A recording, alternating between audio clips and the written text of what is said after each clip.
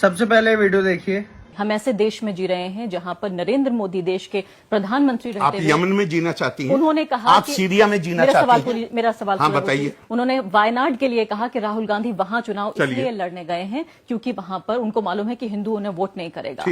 ہم ایک ایسے دور میں جی رہے ہیں جہاں 303 ممبر آف پارلیمنٹ میں ایک بھی مسلمان بی جے پی کی طرف سے نہیں ہے. تو آپ یہ بتائیے کہ ایسے وقت میں جہاں کی پوری پالیٹکس اینٹی مسلم ایک پلر پر بیسڈ ہو, وہاں آپ ایک طرح کی ایک ریجڈ لیگل سیکولرزم میں ایسا لگتا ہے کہ پھنس گئے. چلیے ٹھیک ہے, آپ پاکستان میں رہنا چاہتی ہیں جہاں پہ ہر جمعے کو مسجدوں میں بم پھینکے جاتے ہیں؟ میں ہندوستان کو بہتر بنانا چاہتی ہوں. آپ نے جملہ یہ نہیں کہا. میں ہندوستان کو بہتر بنانا چاہتی ہوں. جی نہیں, آپ نے جملہ کہا ہم ایسے ملک میں رہ رہے ہیں. اس طرح کے ہندوستان. جی نہیں, آپ نے جو جملہ کہا ہے وہ کہا ہم ایسے ملک میں رہ رہے ہیں. تو آپ پاکستان میں رہنا چاہتی ہیں جہاں پہ ہر ہفتے ہر مسجد میں بم پھوڑے جاتے ہیں؟ آپ سیریا میں رہنا چاہتی ہیں؟ آپ یمن میں رہنا چاہتی ہیں؟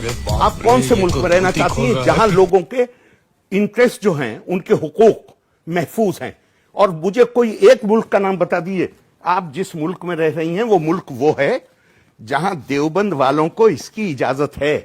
یہ کتاب دیوبند میں نصاب کا حصہ ہے, سلیبس کا حصہ ہے یہ کتاب.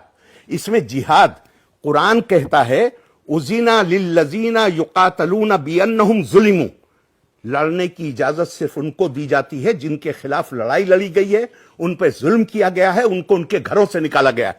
اور دیوبند کیا بتاتا ہے جہاد کا مقصد کیا ہے؟ اور مجھے کوئی اعتراض نہیں ہے, کل 4% بچے پڑھتے ہیں, لیکن یہ 4% وہ ہیں جن کا مسجد کے ممبروں پہ قبضہ ہے, وہاں سے یہ تقریریں کرتے ہیں. لیکن پہلے بات سن, بم بلاسٹ ہوا تھا کب ہوا تھا ہندوستان میں؟ میری بات یہ بھی تو مجھے بتا دیجیے بھائی, میرے پہلے اس کو تو سن لیجئے. شریعت میں جہاد دین حق کی طرف بلانے اور جو اسے قبول نہ کرے اس سے جنگ کرنے کو کہتے ہیں. یہ دیوبند میں, اور اس کتاب کو بچہ جب آتا ہے تو وہ یوں کر کے آنکھوں پہ لگاتا ہے, چونکہ اس کو کہتے ہیں یہ اللہ کا قانون ہے. یہ نہیں کہتے کہ یہ دیوبند والوں کی رائے ہے. اور یہ میں انگریزی سے کوٹ کیا کرتا تھا, میرے دوست کہتے تھے ارے بھائی غلط ترجمہ تو نہیں ہے؟ تو میں نے یہ 9 والیوم دیوبند سے منگائے, دیوبند کے چھپے ہوئے ہیں, مکتبات تھانوی دیوبند ضلع سہارنپور. یہ پڑھائیں گے. یہ ہوتا ہے سچا پڑھا لکھا بھارتی مسلمان.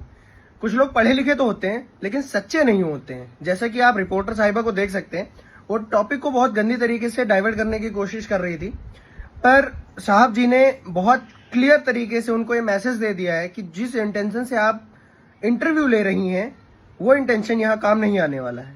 خیر, جے ہند, جے شری رام.